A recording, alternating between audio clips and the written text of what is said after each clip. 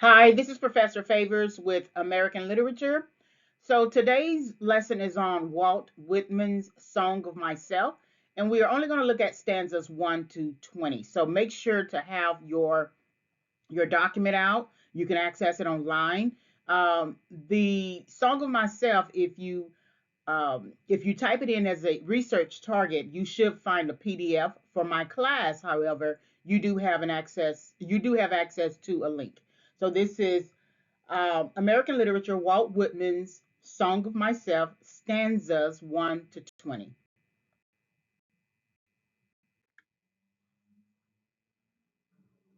So this lesson is subject to fair use because I am including the 20 stanzas within this presentation, but it is for teaching purposes. So um, there are also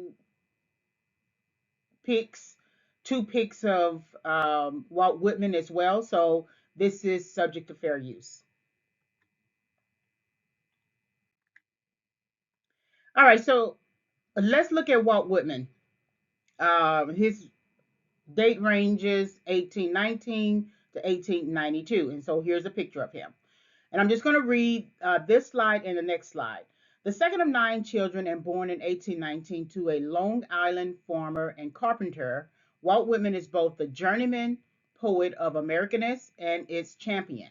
A journalist and newspaper editor throughout his life, Whitman worked as a law clerk, a school teacher, a printer, a civil servant, and a hospital aide, but he was always writing. From his teenage years until his death, his byline was on constant view. Contemporary reports suggest that Whitman was an industrious worker, but that he was often accused of idleness because his habit of long midday walks contrasted sharply with 19th century attitudes toward work. In Song of Myself, Whitman addressed these critics directly by writing, I loaf and invite my soul. I lean and loaf at my ease, observing a spear of summer grass. So the purpose of us only looking at 1 through 20, even though 21 through 52 might have the answer that we need. The only reason why we want to look at only 1 through 20 for Song of Myself is this idea here where Whitman is addressing his critics. He is being accused of idleness. He's being accused of idleness. Song of Myself is him addressing the critics. They're saying in a time of change, in a time of industry, in a time of work is important to us. 19th century attitudes towards work. He is being idle.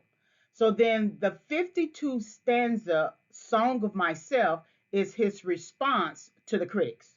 And that's why we're only going to look at 1 through 20 because 1 through 20 really gives us what we need. Okay. So when you are reading the 20 stanzas, Song of Myself, understand that everything that he is saying, line by line, stanza by stanza, is in a response to the critics who say he's idle within the context of 19th century attitudes toward work. All right, so for Whitman, too much industry dulled the ability to celebrate the ordinary. In the preface to the first edition of Leaves of Grass in 1855, Whitman expounds on his love for the common. Other states indicate themselves in their deputies, but the genius of the United States is not best or most in its executives or legislators, nor in its ambassadors or authors or colleges or churches or parlors, nor even in its newspapers or inventors, but always most in the common people. Whitman's love for the common people that he encountered and observed in the urban centers of the North is expressed in all his poetry. If his British contemporary Alfred Lord Tennyson is the national poet of mourning, then Whitman is the national poet of celebration. So what you see here with Whitman, too much industry, too much industry dulled the ability to celebrate the ordinary. Every day there is a ordinary experience. And what he's suggesting here that all of these people who are about industry, and call it genius, right? So these are the folks who are business executives. These are the folks who are state, federal legislators. These are some of the people who are ambassadors, authors, colleges, churches, parlors, even newspapers or inventors. These are the people who are so busy with industry, and there's nothing wrong with industry in a sense that you still need to put your hands to work. But he was saying that people spent too much time in industry to the point that they missed the commonness of people, everyday ordinary living. And so again, Song of Myself is a response to the critics that you are spending too much time in industry. You're not celebrating the ordinary. You're calling yourself genius because of all these different categories, right? It's like a person listing all of their accomplishments on their resume. You do this, you do this, you do this, but there's some aspect of your life that you are missing out on. And that's what he wants to call attention to.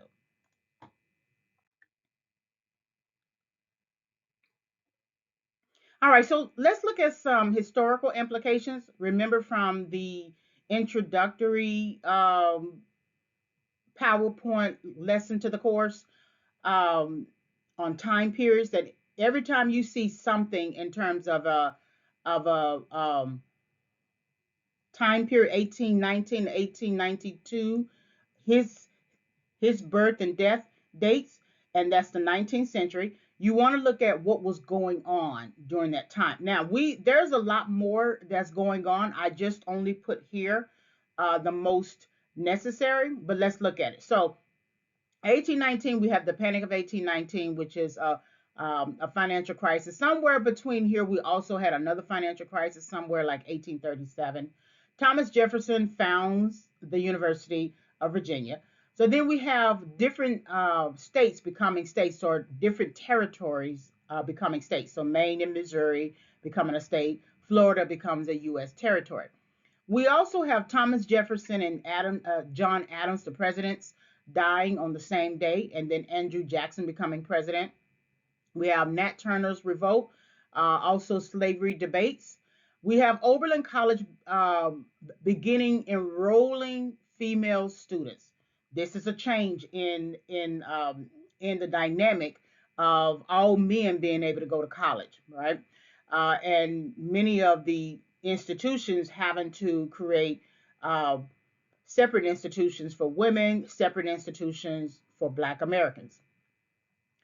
And so you're going to see this again in your final paper for this course on single sex colleges. And the title of that is Are Single Sex Colleges Obsolete? And so then 1845, we have Florida and Texas becoming states. Then we have the Mexican American War. What is interesting here is 1857 is kind of like a current issue that's going on today. But this was Dred Scott v. Sanford, and he sued based on the idea that he was free from slavery. And so slaves and blacks, um, the conclusion of the suit, the judge's decision, slaves and blacks descended from slaves were not American citizens and cannot sue. So then later we ended up having Emancipation Proclamation, which freed the slaves, Reconstruction era, assassination of President Abraham Lincoln. Then the 13th Amendment abolished slavery. The 14th Amendment granted citizenship and equal protection under the law, meaning that we're not necessarily equal. It's a citizenship amendment, but it basically means that it's equal application of the law. So if men can go to college, women can go to college. If white people can go to college, black people can go to college. So it's equal application of the law. So now this is the industry aspect of um, Whitman's critique. 1865 to 1913, these were two major industrial revolutions.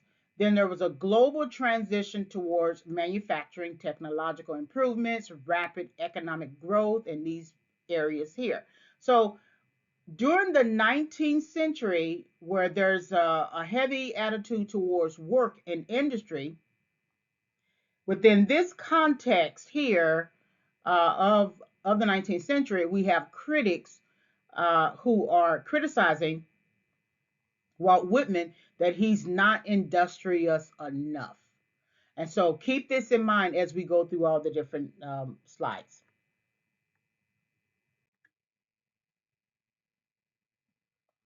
So we're looking at the immediate text. Whenever you want to look at a literary work, you look at the immediate text. You don't go and find um, secondary source material to try to understand the text itself. You want to take some time to learn how to look at the text yourself, and that's what we're going to do.